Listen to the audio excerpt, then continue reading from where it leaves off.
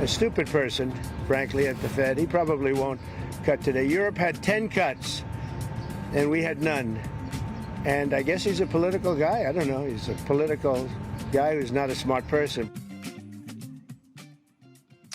President Trump at the White House today offering his assessment of Federal Reserve Chairman Jerome Powell in Washington that is sometimes described as minimum high regard. I have very high regard for Kelly O'Grady, who is about 25 yards from where I'm coming to you from. Just a quick reminder as we reset the situation for the takeout this afternoon. Power outage in our D.C. bureau disabled everything. I'm in that black van. Inside of it, there's only room for one. I would have Kelly here if there was room, but there is simply not room for Kelly O'Grady. So she's on the street outside our D.C. bureau, like I said, 25 yards or so away from me. So, Kelly, you talked to the Federal Reserve Chairman about why the Federal Reserve did not cut rates. You got some news there. Explain. I did. I am starting to think, though, Major, you just don't want me on set. You don't want to hang out with me in person. You kind of orchestrated all this, but I'll forgive you on that. I'll come knock on your van door in a second with some good takeout. But look, we talked to the Federal Reserve Chair today. We didn't have any interest rate change, just as you and I talked about yesterday. We predicted. But I did ask him, I said, look, when does the wait and see approach become too much and actually hurt rather than help the American consumer, because they want lower mortgage rates, auto loans, small businesses want those loans.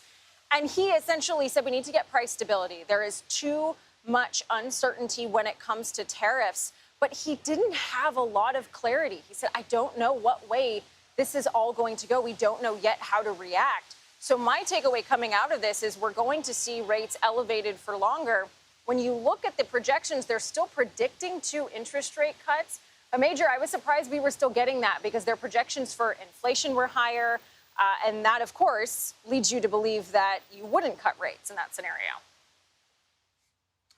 And was there an explanation from the Federal Reserve Chairman about the data that is most important for the Fed as it decides what to do, up or down? Is there something? I know we talk about inflation, but there's got to be some data within that data that they are tracking to try to explain and justify the thing you asked about. Like, people might be hurting. Why aren't you helping them?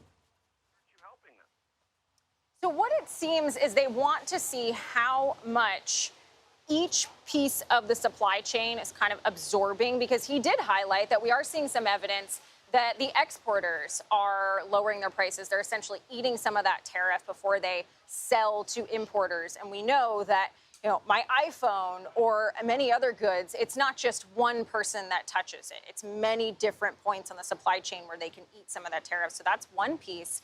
And it's also whether this is sort of a one-time hike to prices or if you continue to see that going up over time. And so what we've heard from him in past press conferences on that point is that if it is just a one-time price hike, that's something that people can get used to, and then they can have price stability. But if it's something that we see continue to go up over time, that's where you really can't cut rates. Kelly, was there any conversation in the interactions with the Federal Reserve Chair about other data, which I've heard people talking about? The real estate market under some stress, corporate layoffs not skyrocketing, but noticeable, and a kind of softening in the overall labor market, corporate and across the board. Did that come up? So in terms of the labor market, Chair Powell did emphasize, look, 4.2% unemployment, that's still good. They're only projecting it to get up to 4.5%. That's within the healthy range. But there was a reporter that actually asked about these corporate layoffs and the impact of artificial intelligence that we are seeing on the labor market, that some entry job level positions are going away and that companies are saying, well, we're going to be able to do more with AI. We don't have to hire. I thought that was a really interesting question. It speaks to the times. There's been a lot of information out there with all of these changes that companies are making. And Chair Powell said that's going to kind of have to be a wait and see, but he's hopeful that that's more helpful in terms of productivity versus a huge impact on the downside to the labor market. The summary for today at the Federal Reserve. Put it on a big banner. Wait and see. Kelly O'Grady, just outside the CBS News Bureau in Washington, D.C. Thank you so very much. I appreciate it.